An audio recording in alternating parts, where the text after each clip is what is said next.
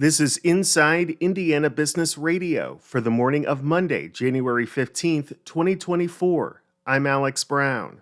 Coming off a record 2023 for economic development deals in Indiana, Secretary of Commerce Dave Rosenberg says the deal pipeline is robust for 2024. Late last year, officials dipped into a deal closing fund for incentive money aimed at luring two advanced manufacturing projects, a combined $7.2 billion investment, and 3,500 job commitments. Rosenberg said there could be news soon on those deals. Well, I'm limited in what I could say, but we feel very strong about one and feel very, very good about another as well. And it just underscores the overall business development pipeline that we have in the state. It remains robust with nearly $100 billion of opportunity. He said the state is also focusing on ensuring Indiana has the workforce it needs to fill the jobs needed for the economies of the future.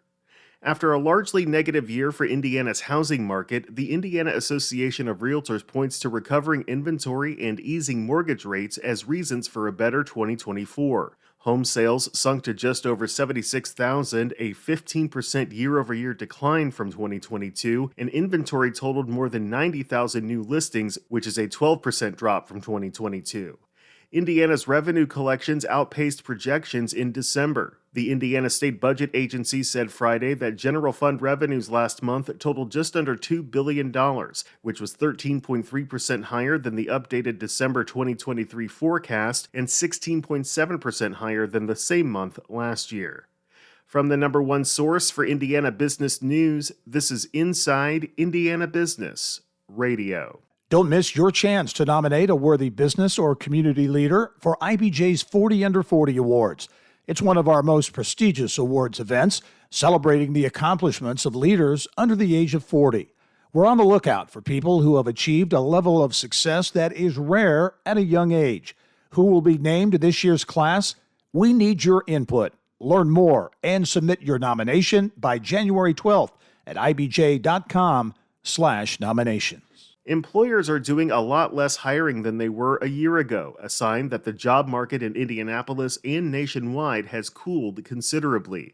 IIB's Kate Sharon has more. In December, employers in the 9-county Indianapolis area posted openings for a total of 52,535 jobs, a 47% drop from the 99,289 job openings posted in December 2022.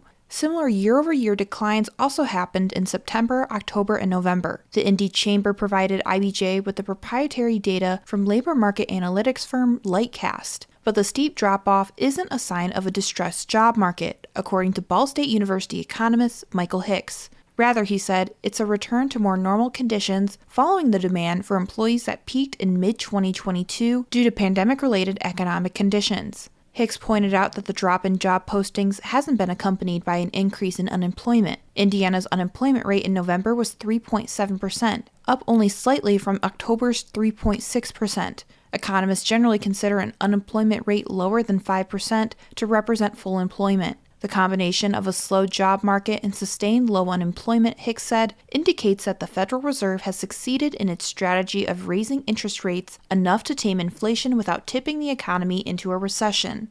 Kate Sharon, Inside Indiana Business, Radio. Warsaw-based OrthoPediatrics Corporation has acquired a Massachusetts-based company it says will expand the company's recently launched specialty bracing division. The deal for Boston Orthotics and Prosthetics is valued at $22 million. Boston O&P, headquartered in Stoughton, Massachusetts, makes a variety of bracing, orthotic, and prosthetic products for the non-operative treatment of children with scoliosis, plagiocephaly, and various neuromuscular disorders. OrthoPediatrics described some of the company's lead products as among the most advanced, individualized braces available to treat pediatric orthopedic conditions today. The Indiana company last month announced it had established a new specialty bracing division, and CEO Dave Bailey said this acquisition will provide an early boost. Do It Best Corporation CEO Dan Starr is this week's guest on the Business and Beyond podcast with Gary Dick, presented by PNC, a weekly conversation with high-profile Hoosiers in business, sports, and entertainment, and beyond. Available now from your favorite podcast provider. I'm Alex Brown for Inside Indiana Business Radio on Demand.